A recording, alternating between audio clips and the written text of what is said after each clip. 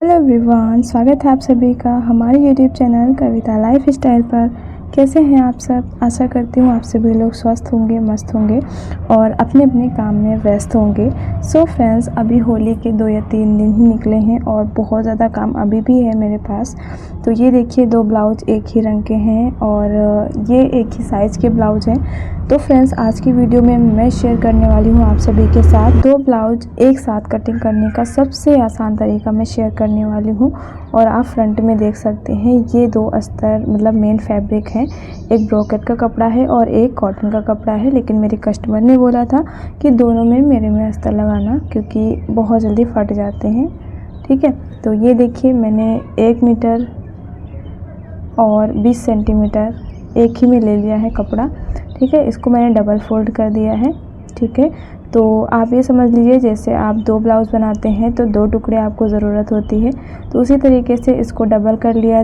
मतलब एक पल्ला हो गया एक ब्लाउज़ के लिए और एक पल्ला हो गया एक ब्लाउज़ के लिए। उसके बाद मैंने इसको फोल्ड कर दिया है, तो 4 फोल्ड हो गए हैं। मतलब इसमें हम इतना अगर हमने 4 फोल्ड किया है तो एक ब्लाउज़ मेरा निकल गया है। ठीक है, और अभी मैं इसे और फोल्ड करूँगी तो मतलब 8 फोल्ड हो जाएंगे, मतलब 8 फोल्ड हो जाएंगे, तब मेरे दोनों ब्लाउज एक साथ कट जाएंगे। और ये जो मैं ब्लाउज कटिंग करने जा रही हूँ, ये दोनों एक ही साइज के हैं, जैसे कि मैंने आप सबको बताया ही है। तो फ्रेंड्स, सबसे पहले हम किनारे को सीधा कर लेंगे। और फ्रेंड्स, बहुत सारे लोग ऐसे होते हैं जो कि स्टिच तो करना जानते हैं, बट उनके पास काफ़ी सारे ब्लाउज़ एक साथ आ जाते हैं।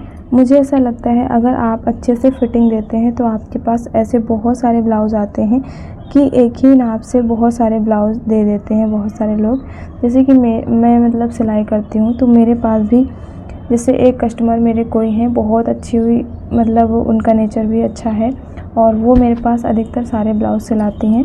तो उनका क्या रहता है, वो इकट्ठे 5-6 ब्लाउज़ एक साथ दे देती हैं। तो मैं क्या करती हूँ, जब भी मुझे लगता है कि हाँ एक साइज़ के ब्लाउज़ हैं, तो मैं एक साथ रख कर इसी तरीके से काट लेती हूँ और ज़्यादा प्रॉब्लम भी नहीं आती है और बहुत ही आसानी से भी कट जाता है। तो फ्रेंड, कपड़े को मैंने 4 फोल्ड में रखा है और सबसे पहले हम ब्लाउज़ की लंबाई पे निशान लगा लेंगे। तो हमारे ब्लाउज़ की लंबाई है 14 इंच।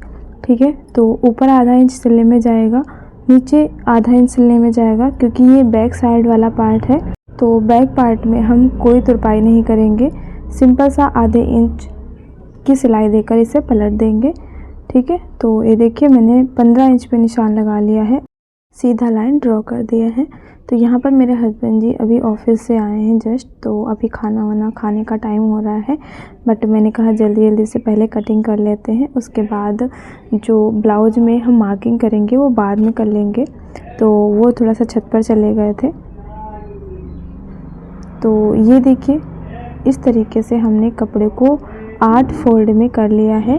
ठीक है, तो फ्रेंड्स, यहाँ पर देख सकते हैं मैंने 8 फोल्ड कर लिया है और अच्छे से इसे सेट कर लेना है, मतलब कहीं से भी अस्तर छोटा बड़ा नहीं होना चाहिए। ठीक है, और अब देखिए, यहाँ पर अब मैं करूँगी मार्किंग। तो यहाँ पर सिंपल सा जैसे आप ब्लाउज़ कटिंग करते हैं वैसे ही हमें करना है। 2.5 इंच पे मैंने गला लिया है और 6.5 इंच कंधी मैंने रखी है और 6.5 इंच पर हम आर्म होल पे भी निशान लगाएंगे। और गला जो है वो मैंने गोल किया है और गले की लंबाई है 6.5। तो फ्रेंड्स, जो लोग भी मेरे चैनल पे पहली बार आए हैं तो प्लीज़ सब्सक्राइब कर लीजिए और बेल आइकन को भी प्रेस कर लीजिएगा, क्योंकि कटिंग से रिलेटेड मैं बहुत सारी वीडियोस अपलोड करती रहती हूँ। तो फ्रेंड्स देखिए, यहाँ पर मैंने गले पर निशान लगा लिया है और इसे अब स्केल की मदद से हम सीधा कर लेंगे। सो फ्रेंड्स, जिन लोग को भी सिलाई करनी आती है वो लोग हमें कमेंट करके ज़रूर बताइएगा। और मेरे पास बहुत सारे कमेंट आते हैं कि दीदी मुझे ब्लाउज़ की कटिंग की वीडियोस डालिए मेरे लिए और डिज़ाइन बताइए बनाना कैसे बनाते हैं। तो फ्रेंड्स, अभी एक्चुअली टाइम नहीं मिल रहा है। आप सबको पता है कि होली का टाइम है और बहुत सारे काम अभी मेरे पेंडिंग पड़े हुए हैं। मतलब होली तो ख़त्म हो गई है, समाप्त हो गई है, लेकिन मेहमान के आने जाने की अभी भी कतारें लगी हुई हैं, तो बिल्कुल भी टाइम नहीं मिलता है कि वीडियोस आप सबके लिए बनाएं। तो जितना हो सकता है मैं उतनी क्लिप आप सबके लिए आती हूँ।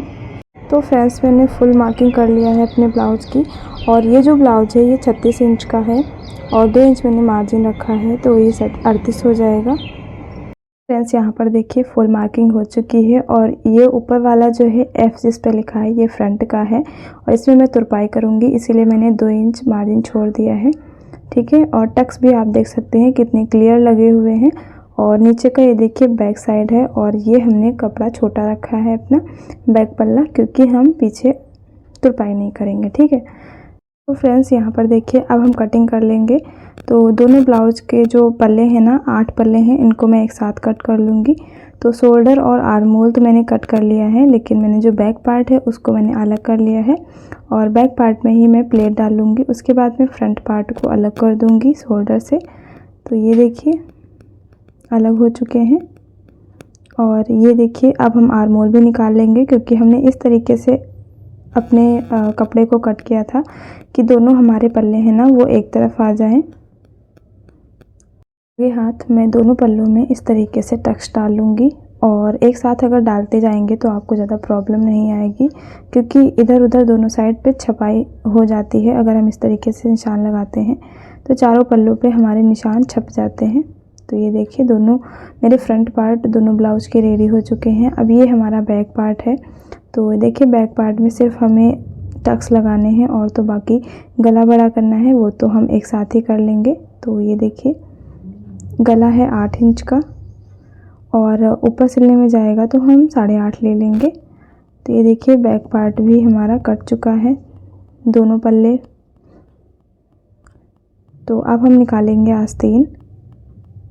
तो ये देखिए आस्तीन को भी हम 4 फोल्ड करेंगे, एक आस्तीन 4 फोल्ड की, एक आस्तीन 4 फोल्ड की, तो 8 ये भी हो जाएंगे। तो ये देखिए जो आस्तीन की लंबाई है वो है 11 और चौड़ाई है वो है 6 इंच। तो ये देखिए सीधा सीधा मैंने कट कर दिया है। तो ये देखिए कुछ इस तरीके से हम शेप दे देंगे फ्रंट वाले पार्ट में, और इसे कट कर देंगे। तो ये देखिए अस्तर फैब्रिक मेरा कट चुका है। अब ये है मेरा मेन फैब्रिक। तो ये देखिए हमने इसको अच्छे से बिछा लिया है, और अब हम एक एक करके पल्ले को अपने रखेंगे।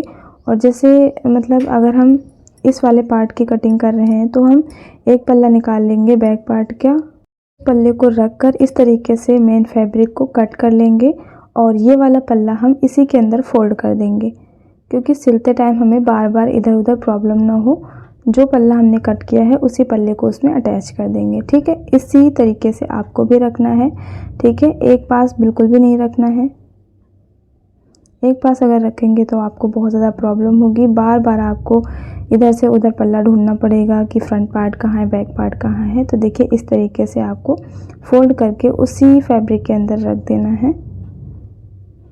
तो ये देखिए कुछ इस तरीके से आप निकाल लीजिएगा। तो सबसे पहले हम आस्तीन निकालेंगे, क्योंकि पहले मैंने नाप के देख लिया था। आस्तीन का फैब्रिक निकल आ रहा है अच्छे से। तो आस्तीन का भी फैब्रिक निकल आया है। अब ये जो बचा हुआ पार्ट है, तो ओपन साइड वाला जो पार्ट है ना उस साइड में रखूँगी, लेकिन इसकी जो धारी है ना ये देखकर मुझे ब्लाउज़ कटिंग करना है, क्योंकि जब प्रिंट होता है ना उस ब्लाउज को थोड़ा सा निकालने में प्रॉब्लम आती है। तो ये देखिए सबसे पहले मैंने आस्तीन निकाल कर जितना फैब्रिक बचा है उसी हिसाब से मैं फ्रंट वाले पार्ट को निकाल लूँगी। देखिए क्या होता है, सबसे पहले अगर आप किसी ब्लाउज़ को बना रहे हैं तो सबसे पहले आप बैक पार्ट निकाल लीजिए, क्योंकि उसमें जॉइंट पार्ट में हम जॉइंट नहीं लगा सकते हैं। आस्तीन निकाल लीजिए, आस्तीन में भी जॉइंट नहीं लगता है। ठीक है, फ्रंट पार्ट हमारा बैक से मतलब फ्रंट से हुक रहते हैं, इसलिए इसमें जॉइंट लग सकता है। तो इसे हम बाद में मैनेज करके कहीं से भी निकाल सकते हैं। ठीक है, और अगर आपके बैक पार्ट में हुक लग रहे हैं फ्रंट में नहीं लग रहे हैं तो सबसे पहले आप फ्रंट वाला निकालिए, बैक वाला बाद में आप मैनेज करके निकाल लीजिएगा। तो ये देखिए एक फैब्रिक का मेरा पूरा फैब्रिक कट चुका है। अब ये है दूसरा ब्लाउज उन्हीं का। ठीक है, तो इसको भी हम इस तरीके से फोल्ड करके अपने मेन फैब्रिक को कट कर लेंगे एक एक रख के। तो ये देखिए हमने इसको 4 फोल्ड कर लिया है, क्योंकि इसमें कपड़ा काफ़ी ज़्यादा था इसका अर्ज, तो हम चारों पल्लों को एक साथ रख कर कट कर लेंगे। तो ये देखिए और एक चीज़ और आपको याद रखनी है, फ्रंट वाला जो पार्ट है ना जिसमें हम टक्स डालते हैं वो वाला पार्ट रखकर इस तरीके से कटिंग नहीं करनी है, बैक पार्ट को रखकर कटिंग करनी है। क्योंकि आर्म होल के पास जब हम शेप दे देते हैं तो अगर आप फ्रंट पार्ट लेकर कटिंग करेंगे तो आपको जो ब्लाउज़ है ना आपका वो छोटा हो जाएगा और सिलने में बहुत ज़्यादा प्रॉब्लम आएगी। इस चीज़ का ज़रूर ध्यान रखना। तो ये देखिए अब हम निकालेंगे स्लीव्स।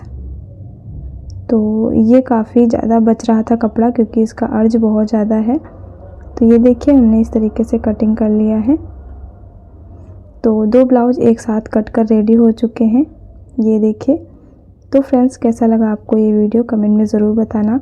इस तरीके के अगर और भी कोई आपके आइडियाज़ हैं या फिर और इस चीज़ से रिलेटेड आपको और भी किसी चीज़ पे वीडियो चाहिए तो प्लीज़ कमेंट करके ज़रूर बताना।